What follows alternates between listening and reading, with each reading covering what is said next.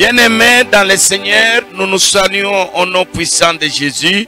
Nous, c'est l'apôtre Marcel Momat, Église évangélique Mancaché, ministère de vie.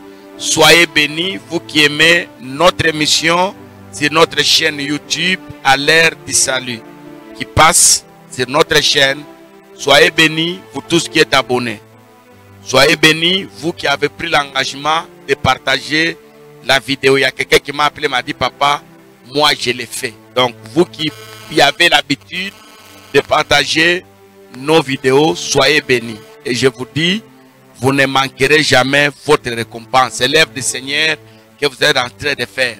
On ne cessera jamais d'acclamer ce Dieu-là, ce Dieu fort. On ne cessera jamais de l'adorer. Et on ne cessera jamais de le servir. Et surtout, on ne cessera jamais de le craindre. Il m'a créé pour le servir. L'Éternel Dieu m'a créé pour le craindre.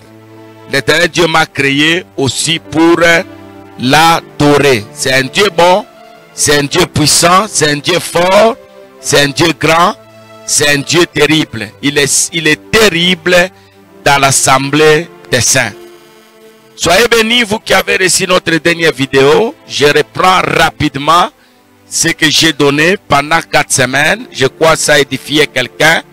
Comment s'asseoir dans la gloire. Arriver à s'asseoir dans la gloire. Et je vous ai dit qu'il y avait 4 escaliers.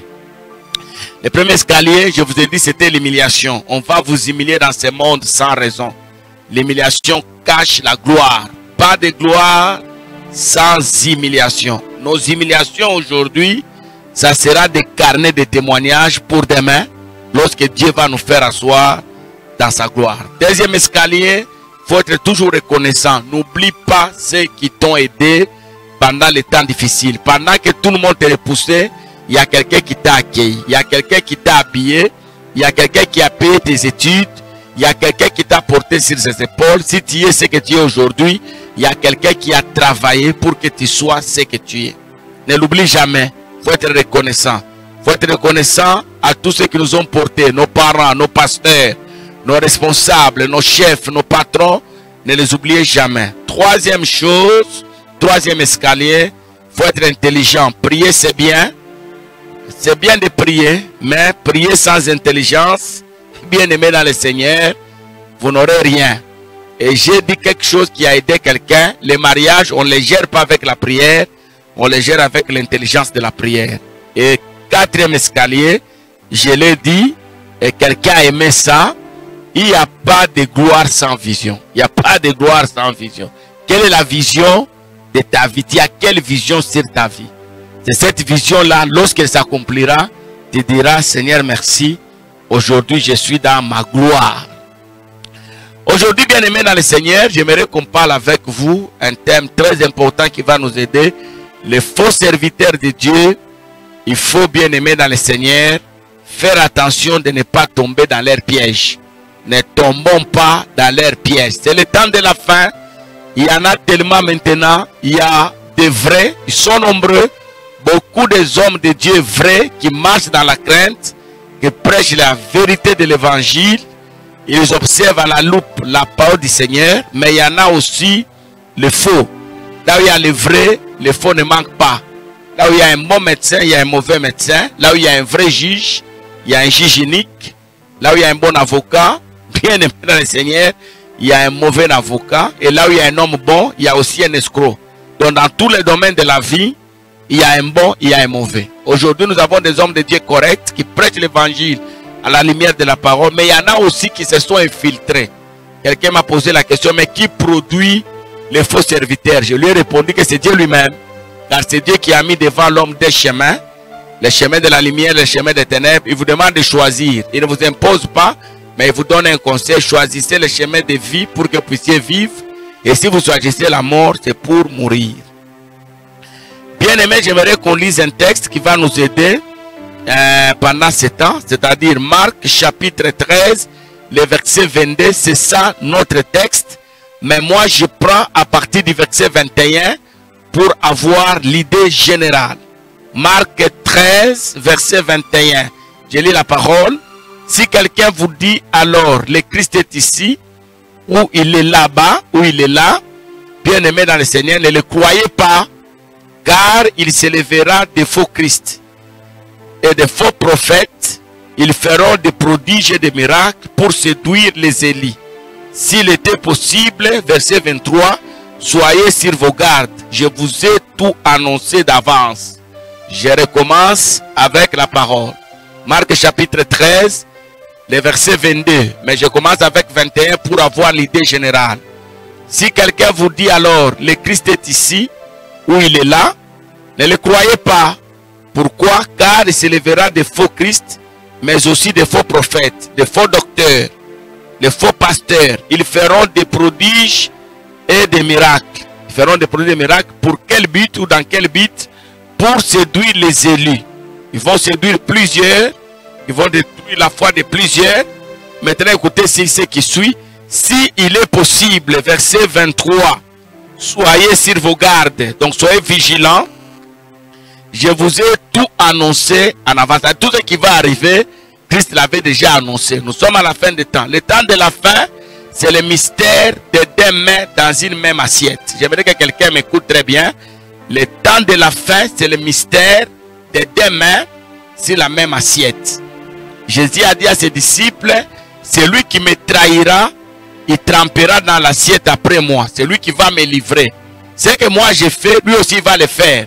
Moi je le fais pour le salut des hommes, c'est à la Sainte Seine, mais lui va le faire pour me livrer.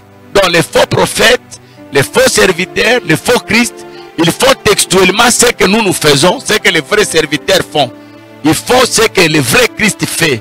Il fait ce que le vrai prophète fait. Il fait ce que le vrai enseignant de la parole fait. Mais lui, il le fait dans le but de séduire les élus. Pourquoi les séduire? Pour les empêcher d'accéder dans le royaume des cieux. Bien-aimés dans le Seigneur, le monde est en train d'avancer. Je l'ai dit quelque part. Nous évoluons avec le monde, le diable vient vers nous. Quand les choses avancent, le diable s'approche. Mettez ça en tête. Alors en tant qu'élu de Dieu, en tant qu'enfant de Dieu, vous devez faire très attention avec toutes les personnes qui rôdent autour de vous, s'appelant parfois pasteur, parfois docteur, parfois évangéliste, parfois apôtre. Il faut avoir l'esprit de discernement afin de les détecter et de ne pas tomber dans leur piège. Tomber dans le piège d'un escroc, c'est perdre beaucoup. Et c'est quelqu'un m'écoute. Tomber dans le piège d'un escroc, demandez à ceux qui sont tombés dans des pièges des escrocs, ils vous diront qu'ils ont passé de mauvais quarts d'heure. Donc, bien aimés dans le Seigneur, les faux existent dans le but de séduire les élus. Et quand ils viennent avec un mauvais enseignement, un faux enseignement, un enseignement tordu, une mauvaise interprétation de la parole. Ils ont des pratiques qui ne sont pas bibliques, des pratiques qui sont proches de l'abomination. Avec le temps, les jours à venir, vous allez voir des églises, ça a déjà commencé, des églises qui vont bénir les mariages gays, les homosexuels. Il y a des églises qui vont, bien aimer dans le Seigneur, défendre cette théorie. Ils vous diront, ils le font au nom de l'amour, comme Dieu a dit, hein, nous devons nous aimer les uns les autres. Si les gens s'aiment, on ne doit pas les empêcher de s'aimer. Le monde est allé, bien aimé dans le Seigneur, vers le mal. Aujourd'hui, il y aura des pratiques qui seront très contraires à la lumière de la parole. C'est comme ça que je l'ai prêché à l'église, je l'ai prêché dans des conférences. J'aimerais que ça aide quelqu'un. Si vous êtes chrétien, vous n'avez pas le droit de manger tout ce que tout le monde mange. Ça, mettez en tête. Vous ne devez pas boire tout ce que tout le monde boit. Mettez ça en tête. Vous ne devez pas vous habiller ce que tout le monde s'habille. Vous pouvez aller au magasin, dans des boutiques, dans des shops. Vous allez trouver des habits étalés. Ce n'est pas parce que c'est étalé, c'est pour vous. Il y a des habits pour chaque catégorie d'hommes. Aujourd'hui, un médecin ne peut pas s'habiller comme un avocat. Et un avocat ne peut pas s'habiller comme un magistrat. Bien aimé dans le Seigneur. Cela veut dire qu'un païen ne peut pas s'habiller comme un chrétien. Et un chrétien ne peut pas s'habiller comme un païen. Nous devons avoir la distinction partout. Dans tous les domaines de la vie, en tant qu'enfant de Dieu, nous devons vivre la différence. Or, quand les faux prophètes viennent, les faux docteurs arrivent, ils nous parleront plus du cœur, au lieu de nous parler de la vie entière. Ils nous diront que Dieu voit le cœur. Je vous dis bien aimé dans le Seigneur, Dieu ne voit pas seulement le cœur, Dieu a créé le cœur et le corps que vous voyez, le physique, et ce que nous ne voyons pas. Donc Dieu voit tout. Je ne dois pas avoir un cœur pur et me présenter nu devant les gens. C'est de l'abomination, c'est des scandales. Bien-aimé dans le Seigneur, je ne peux pas avoir un cœur pur et m'habiller très mal. C'est pourquoi la Bible dit les femmes doivent s'habiller décemment. Bien-aimé dans le Seigneur, c'est pourquoi la Bible dit que nous ne devons pas, la nature ne vous enseigne pas que vous ne devez pas garder de longs cheveux pour les hommes.